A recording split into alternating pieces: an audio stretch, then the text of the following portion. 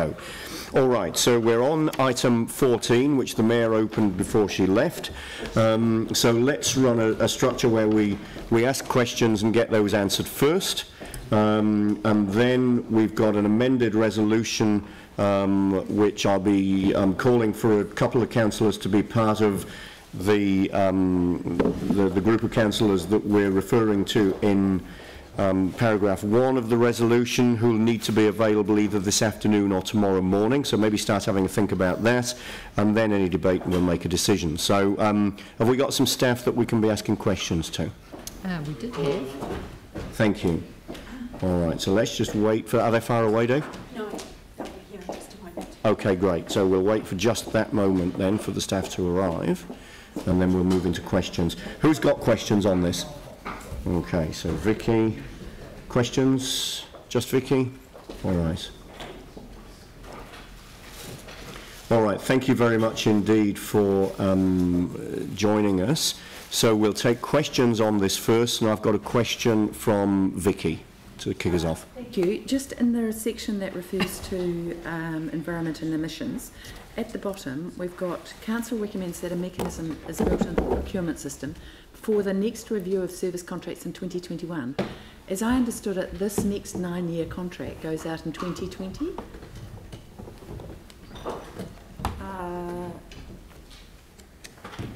End of 2020, I think.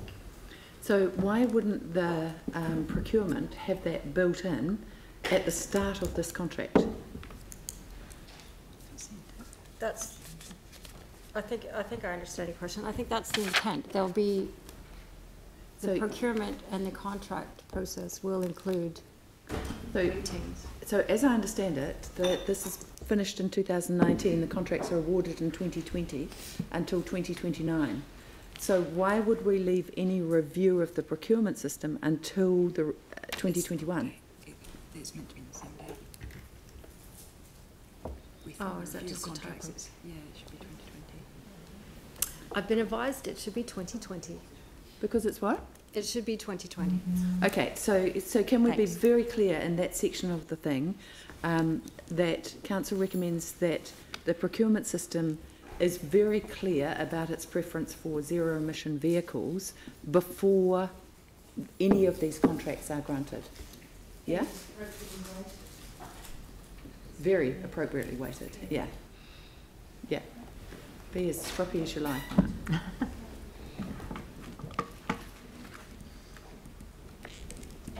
Yep, so that gets added into the submission.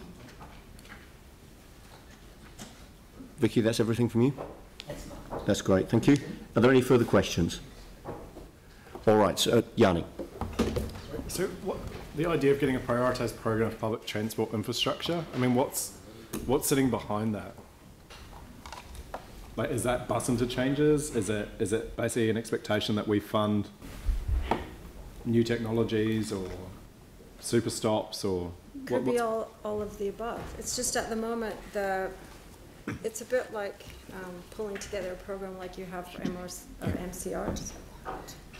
But at the moment our PT investments kind of spread throughout the LTP. So given that we've been told that this isn't going to provide certainty around the roads, and that's subject to further engagement and consultation at some later stage, how can we know where to put our PT infrastructure? And where to prioritise it. And how to prioritise it? Yeah, well, the core routes aren't changing, but also the prioritised public transport program would feed into the next LTP, at which times the routes would be set. So the route review starts early next year. It's kind of the next step of this plan. So I guess what I'm trying to understand, like, and given that I represent an area that had their bus services cut, and people were really unaware of it, people were really upset by it, is in terms of submissions through this process, this high-level document, is this going to enshrine those routes being lost from those communities? No, that's the next phase. But if this document doesn't highlight that those routes are important, or those areas are important, then doesn't that give basis for ECAN to say we're not going to put routes through those areas? I'm not sure I understand the question. Like if you take the Wolfston, Bromley, Linwood area, what you see is it's not listed as a core service, it's listed as, I think, a connector with a picture of a car with a circle around it. Okay, so let's get an answer to that question, but I think it's important that we keep the discussion focused on the content of the matter that we're submitting on and the content of the submission. That is the content. Yep. And so, you know, I'm just trying to understand if we should be accepting of the lack of detail around the non-core routes, or whether there's, or what the risk is if we don't highlight areas where we would like bus services where they're currently being cut. So the map, the network structure in the document includes a crosstown link between Linwood, Burwood and Tairoa QE2, which I think covers the areas through the east that you were concerned about. What we don't know is the exact routing of that at this stage. Yeah, sorry, if I hold up the map, there's a big disconnect through this area. There's no core service. So is there something, Yanni, that you're wanting us to put in the submission that's not there, that kind of captures what you're saying? I'm just trying to understand, if we don't raise it in part of our submission today, because this is high level, whether when it comes to the individual routes, asking for routes to be provided in certain areas that don't have routes, whether that prohibits it, or whether there's still an opportunity to actually get additional routes put in based on, you know, community need or desire. No, it won't preclude it. I personally think that's the next step of the route review, because the policy, the plan has policies in it that provide for different types of services. Just because there isn't a core route service that's going to have dedicated bus priority doesn't mean there won't be services in some of the area. They just might be different. They might be smaller buses, they might be on-demand buses, or if there's scope, there might be a scheduled service. But that's in the route review. But if you're that concerned about it, put it in the submission. I mean, what I'm concerned about is we had 1,200 people who signed a petition to ECAN when the bus routes were cut. Most people in the area did not know that their bus routes were being cut, and I'm just not sure that our way of engaging is capturing those communities that rely on public transport to be part of this process. That, you know, the last time ECAN consulted on the bus routes, that appears to have been the case. They heard from the wealthiest part of the city and they extended the bus route while cutting it to the poorest part. Mr. Chair, we have addressed that in the submission by requesting them to explore innovative ways to provide a range of public transport services to connect communities to the new core services. So ECAN recognises there's a gap there in the coverage areas, but it's going to be a priority to find a way to bring those into the core services. Yeah, and I think Yanni's raising two things. He's raising the level of service to the parts of the city where it's needed, but he's also raising engagement and awareness of changes that have happened. But what we're hearing in answers to the questions is that there is the opportunity to address those issues at the next stage, and there's nothing in the submission that we're putting forward or proposing to put forward today that precludes us from doing that. And it sounds as though we're getting advice that that's a more appropriate stage in the process to bring those matters up. Correct. Yeah. So, as a suggestion, could we just strengthen that paragraph there, so noting that there are large areas in our communities who do not, under this model, will not have access or easy access to the core routes. Maybe just to strengthen It just lifts up the matter that Yanni's raising, which then means we've got something to refer back to when we do raise it more strongly in the next stage. Yeah, but you can find some better wording. Yeah. Yanni, that Noted. satisfies your question? I think that would be good. Yep. But I'd still just question number 5 is how can we do that when we don't know what the routes are? This is the whole problem we've had around this case. And, you know, we've just had it with Main North Road, where the services are getting cut or reduced, and yet we're putting in a priority measure. Yeah. So presumably that's something that staff will work through as they do the work which we're requesting them to do in clause 5. And just on that priority area, it's not just the number of buses travelling on there, it's the frequency and the reliability that is what the bus priority is trying to achieve. So it's quite a complex issue. PT. All right, let's move on with questions to staff. Sarah. A couple of things to pick up there. The prioritised program of public transport infrastructure. So currently we've got a whole pile of stuff that's ad hoc through the LTB individual projects. It needs to come together and be prioritised in some way, but that will be based on the RPTP, won't it? Yeah, so this gets adopted, then you do the route review, and possibly at a parallel process, depending on... So is it easier for us just to satisfy Annie there, just to add in a couple of words that say, you know, following the adoption of the RPTP or something like that? Noting that this will follow. Noting that this will follow the adoption of the RPTP. Can we add that in? We've got a joined up approach. I mean, our staff work closely with ECAN staff on all of this work anyway. It's not like they're completely separate. My concern is we spend millions of dollars on public transport infrastructure, then ECAN come along and cut or change the bus routes, Absolutely, and we've just spent a whole bunch of money. which is why we need to make sure that we work closely with them and that the RPTP and the work on the route selection is done. Yeah. We're not talking about putting this stuff in, we're just saying let's get a program of work together that looks at all of these things Right, that and we've that should be got done after the route prioritised. selection is finalised. As it's going through the process. We want work ahead of time as well, but not approved. It'll feed into the LTP. That's when the changes will get made. So the other one is, since we're making sort of minor amendments as discussed, the move to make sure that the concessions go up to age 25. As was one of the questions in the document, and we just didn't comment on that. Okay. So that would be really good. So do you want to put in, so that's just something that we put into the submission? Into the submission. Which can be looked at as part of clause 1? Yep. Yep, fantastic. That's it for now. Okay, Vicky, back to you. Sorry, just on the environment part again, the plan makes no mention of carbon tax at all, and I think it should. We've seen the predictions, or the projections actually, not predictions, in the Productivity Commission report, and they are sizable and they will clearly relate to transport. So if they are emitting, there is an additional cost that is not included anywhere in the plan or in our submissions, and I think we should make that very clear. I have a graph of it if you want it. So if we can add that in. The submission already has a sentence in there saying it's likely to be a significant increase in the national carbon tax over the next decade to meet the government's stated objectives in net carbon neutrality, and it also refers to the Productivity Commission. Do you want us to add more to that point? Yeah, I'll just add it after. Yep. Okay. All right. So any more questions? Okay, so just before we do that, noting, Sarah, that you are happy to move it, we just need the names of at least 2 councillors who are available either later this afternoon or tomorrow morning, just to confirm the changes based on... So what we're saying is there's been some discussion here today.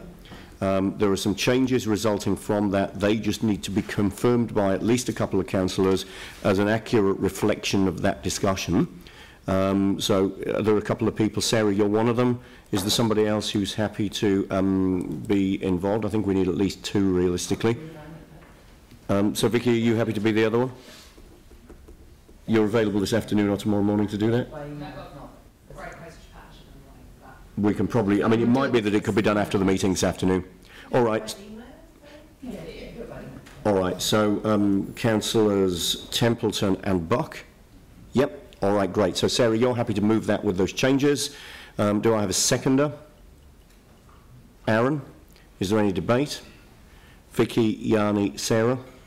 I just want to point out that while the reason I'm not loving this plan from ECAN is that while they talk about in their public proposal that the environment is its top priority and how they're going to go to a zero emissions system of public transport, that is in effect in their proposal completely smoke and mirrors.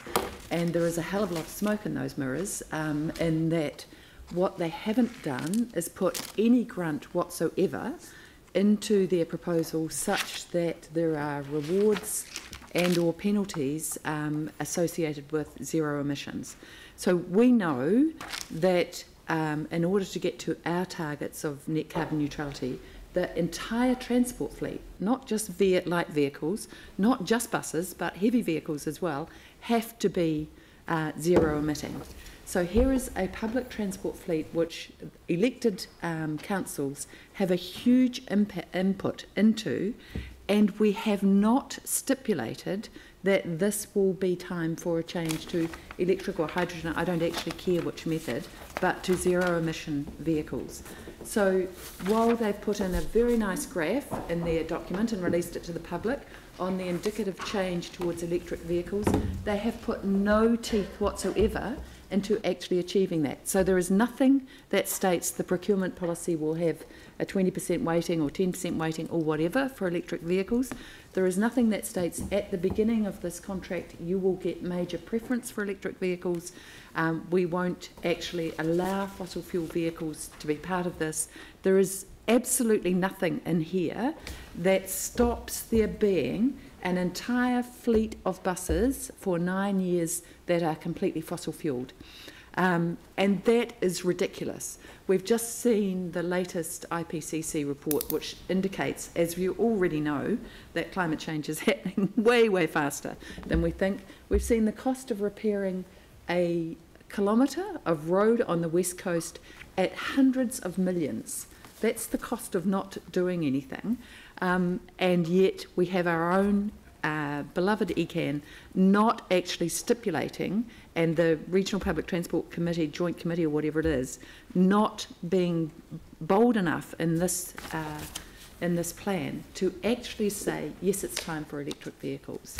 So we need to be, I think, actually even harder in terms of the words that we've got there to remind them that actually we have to be net carbon neutral. The City Council has to be there by 2030. The city as a whole by 2050. We have no chance in hell of getting there unless partners like ECAN actually play their part. So we have a PTOM transport system that rewards the lowest cost solution to public transport, that makes no provision, that does not reward bus operators in any way, shape or form for actually picking up passengers, which you would think was reasonably basic to public transport. So we have a PTOM system that's a legacy of the last government that is just revolting. And we have ECAN not taking the necessary action that it needs to on climate and environmental leadership.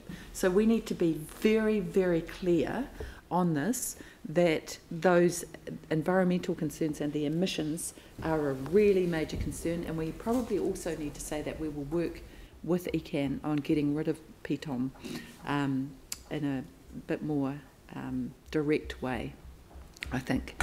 So I still don't think this submission goes nearly far enough. I think they need it quite directly between the eyes, actually, on this. Thank you. Yanni. Yeah, I would echo Councillor Buck's comments. I have to say that when the Canterbury Earthquake Recovery Act was being set up, the legislation going through, our Mayor says a lot of good things, but one of the things that she said as a local Member of Parliament, when she was on that select committee, she asked ECAN, and she said, the second question relates to transport. That there hasn't been an issue that's been addressed before, but the competitive tendering process that we had for public transport in Christchurch City, as administered by the Regional Council, is designed to achieve the best quality for the best price. Although looking at the latest buses, one finds that hard to cope with. And then, of course, the Chair interrupted and said, please come to the question, Leanne. And the point she made is a competitive market for these services, is it really the right way for us to develop a public transport system as we recover from a major earthquake that has damaged our roads so significantly? Wouldn't it be better to pull back from that process and allow for a public transport system that meets the needs of these damaged communities in a much more coherent fashion? It's totally spot on. We should have had a transport recovery plan put in place that enabled us to deal with the huge funding challenge of providing services post-earthquake. And the current model has just been a disaster. The hubs and spokes model was about as spectacularly a failure as is the Wellington model. Quite similar philosophies behind it. Huge amounts of money, of council money, going into public transport infrastructure in locations that some are questionable, some are sort of temporary, and some are not permanent. We've also seen the complete lost opportunity to put bus priority down straight after the earthquake and encouraged people to get the buses. Partly the buses were in such poor condition that a number of them were being ordered off the road. So the current competitive tendering model for public transport in this city, and probably the rest of New Zealand, but particularly in Christchurch post-earthquake, has not worked, has been a disaster, a man-made disaster, and it is time that it gets changed. We should have a public transport system in our region that is done as a public good rather than a private competitive market. So I think really we need to be really focused on working with ECAN to change the delivery of public transport. It is not acceptable that communities get bus services cut in the poorest areas of the city while the wealthiest areas get extensions. I don't think it's fair that we have a public passenger transport plan that doesn't give certainty to those communities, but I think our submission is a start. I note the request in it for working around change of the model, and I think the sooner we get rid of the hubs and spokes and we deal with the zero emissions, as Councillor Buck has said, the better it will be. I also think at some stage we have to address the fare box recovery model. Actually having free buses in the city should be a no-brainer, or at least a lot cheaper than what they currently are. It's almost more expensive to take the bus than catch an Uber for some short journeys, and that just makes no sense at all. No wonder people are not taking the bus. Sarah. Thank you. Climate change is real, and it's getting more and more tangible by the day. Recent reports from the IPCC have been very clear. We can no longer afford to sit like the proverbial lobsters in a pot, waiting until it's too late to act. Public transport is a key part of our solution around the world, and in Christchurch especially, where 53% of our emissions come through transport. Yes, we'd like electrification sooner, but the biggest gains are through getting more people out of their cars and onto the buses. Making buses attractive means higher frequency and reliability, as well as keeping the prices low. It's already cheaper for me to catch the bus than to pay for only even the petrol to get here. And as fossil fuel prices rise and carbon pricing comes in around the world, doing our bit to have great routes and great service will make a more attractive proposition for people. Raising the discounted fare age from 18 to 25 will encourage students to keep busing like they did to high school, at a time where parking and congestion around the university and ARA are awful, and students are facing increased costs of living and education. And giving young people moving into the workforce a cheap and convenient way to travel there will keep them in good habits once they're more established. And we need to work together to do it. Not just ECAN, but Waimakariri, Selwyn and Christchurch City as well. Working collaboratively and doing our bit to improve the infrastructure that supports the current plan is essential. And I've got to say that knocking each other is not a collaborative way to go about the challenges that we face, because we are not putting in nearly enough money ourselves into change our transport system, not nearly enough on PT infrastructure, and pushing out the delivery of the lowest carbon mode of cycleways. And every time we compromise and we don't hold true to the vision that we have signed up to for a sustainable 21st century city, we need to do our bit as well. Yes, ECAN need to do better, but so do we.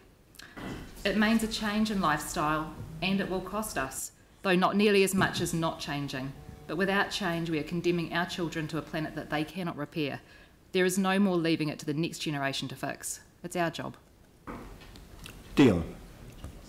It's quite interesting. Public transport is changing quite rapidly. Actually, transport full stop is changing quite rapidly. So I really, I just wanted to say that I support the inclusion of us supporting the inner city bus service trial. I think that's something that the communities, especially in the western part of the central city as it's developed, have been asking for quite some time. So hopefully with this going through, then we can start actually getting the actual bus on the ground, which will be really good for the central city communities, and we'll actually work with the Central City Action Plan. I would like, I think actually what's been said here is actually really interesting. With climate change, how do we get people, moving around a city where they want to move around? I actually really think free buses for everybody would be great. The challenge is, how do we make it happen? Pauline. Thank you. Just quickly, I really want to thank staff for all the work that you've done on this. It hasn't just been an overnight sensation, it's been many, many months and probably years in the making.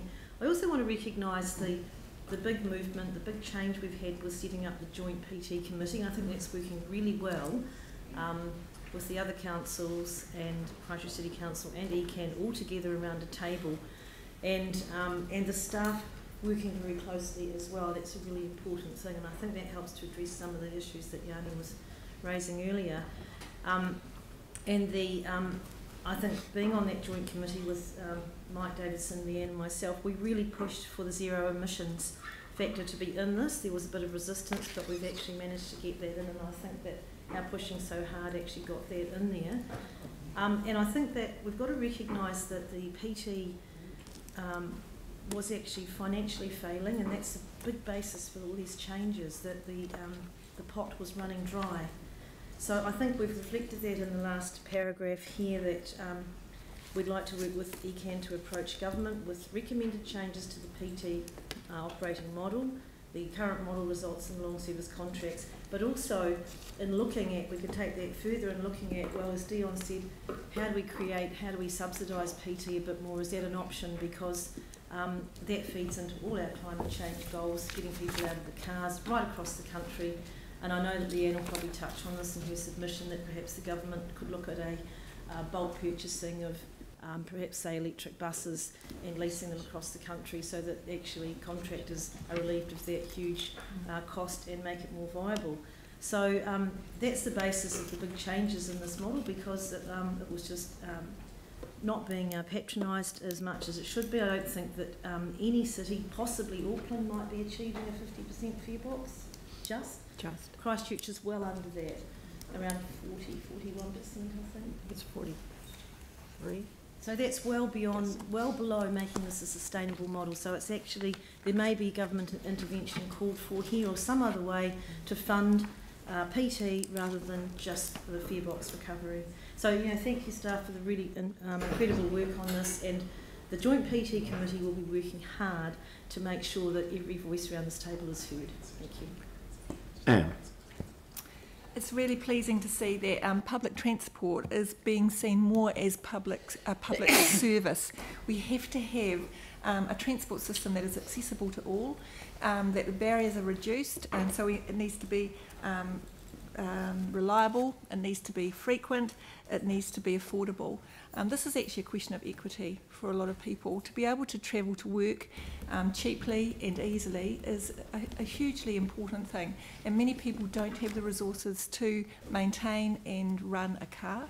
And at the moment, getting to work on a bus is both time consuming and money consuming. So it's very pleasing to see that as a city, we're, along with ECAN, that we're starting to address that issue and to make public transport more accessible for all.